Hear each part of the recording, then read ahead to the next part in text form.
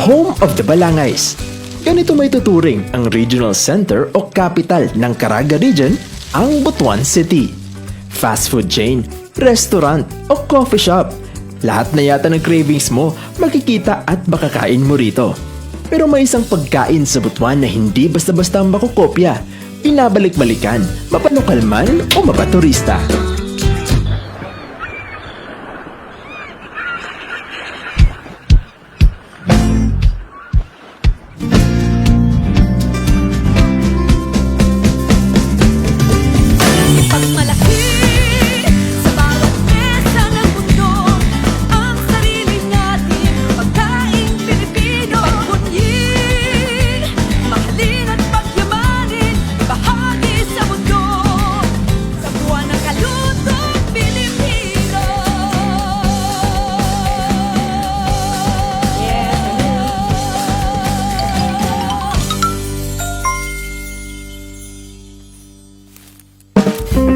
Ika nga sa ilang mga historical studies at research.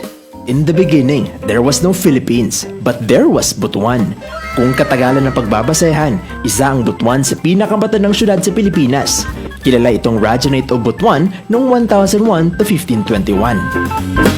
May mga bakas pa rin na nakaraan ng Butuan na ngayon ay naging tourist attraction nga ng mga lokal at pati na rin sa mga turistang nais bumisita sa lugar.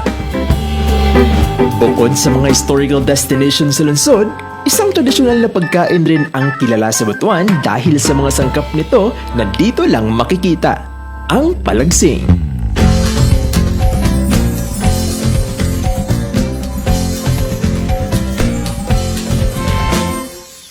Hello mga kaagbi, natakaron sa Barangay Maog diri sa Butuan City ug karon kauban nato si Sir Nerio, ang usa sa mga original palagsing makers diri sa Butuan City. Ug karon hibawon day nato ang unsa day ang proseso sa paghimo aning native delicacy nga gipananghambog sa Butuan City. So Sir Nerio, mangutan ako, pila na day katuig ka nga naghimo og palagsing? Sa gagmay pa ang mga bata, akong mga anak, nagbuhat-buhat na may og palagsing. Pero para sa konsumo rato namong sa among pamilya. Angtod nga nakita nako nga maayo ang pagkakitaan, ako nang gipadayon. Dito dai nagsugod ang imo paghimo og palagsing. So makaingon ba ka sir nga nganong ilado man ang palagsing sa Butuan City? Sa akong naibawan, sa akong nakita sukad sa pagpuyo nako dinhe sa Barangay Maog sukad pa niadtong 1977, nga akong nakita nga ang mga Butuanon nga mulangyaw, iniguli nila ang ilang pangitaon kining palagsing. Unya, inigbiya po nila diris Butuan, mubalik sila sa ilang panarbahoan, magdala po og palagsing. Ang mga Butuanon, ang hilig nila palagsing. Karong mga adlaw, apil na ang mga lumalabay diri sa Butuan, mangita na sa palagsing. So karon, naadiri sa atong atubangan ang mga ingredients sa paghimo og palagsing. So sir, pwede ba ta mabawog unsa na atong mga ingredients? Una-una nga ingredients sa palagsing, kining gitawag og unaw. Unaw. Okay. Kining lumbia flour. Lumbia flour. Oops! But wait, ano nga bang unaw? Ito ay starch na ginawa o kinukuha mula sa loob ng puno ng lumbia. Ang sagupam o mas kilala sa tawag na lumbia ay tumutubo o makikita malapit sa mga ilog o sapa na kung saan sagana dito sa Butuan. Nya kini ikaduha nga ingredients kining atong pabahog.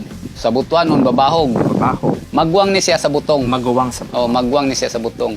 Ang sunod kining dahon sa saging para iputos. Tapos natay brown sugar. Sunod sa brown sugar. Alright, so mga kaagri, mao to siya ang mga ingredients no, ug ang mga gamit nga gamiton para sa pagluto sa atong palagsing. So sa karon, ato nang himuon ang atong palagsing nga native delicacy sa Butuan City.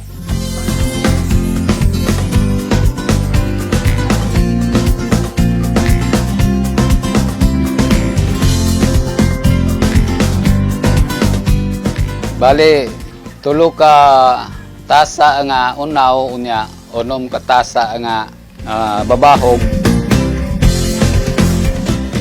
1/4 kilo nga brown sugar. Nya dinaa sa gulon.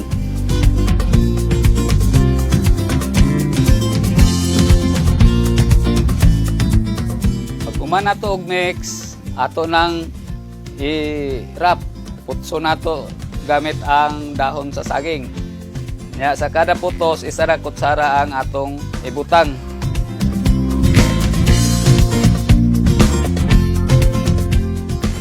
Karon ato nang bugkuton ang atong nahuman puglukot.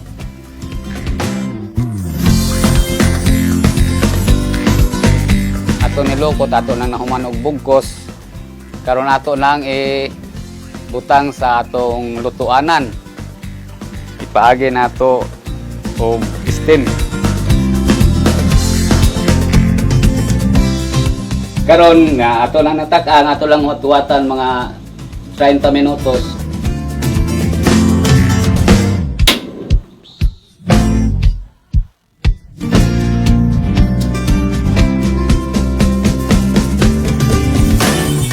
So after 30 minutes of waiting mga ka-agri, we have come to the most important part of our food trip, which is the food tasting of our palagsing nga gihimo ni Sir. So karon ato nang tilawan ang palagsing mga ka-agri. So ubananta ni Sir no og kaon sa atong gihimo nga palagsing. Ayan, Sir.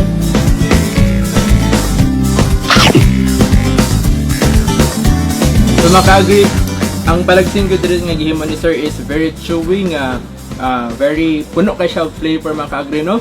Ang katamis is very balanced sa atong ginatawag nga lawgon kani puti dari nga side. And with just few ingredients, nakahimo ta og very delicious nga palagsing mga ka-agri nga mao gini ang gipasigarbo sa syudad sa Butuan. And also mga ka-agri, naay distinct nga lasa no, naay distinct nga lasa ang palagsing kumpara sa uban nga mga kaning kakanin or nga mga pagkaon nga native delicacy. Tungod kay ang tanan nga mga ingredients gigamit ani is purely organic mga ka-agri no. So tanan is fresh nga makita nato, and wala kayo mga added yung mga preservatives mga ka-agri. So lami gud kayo ang palagsing sa Butuan, and very much recommended sa atong mga tourists and also sa atong mga locals.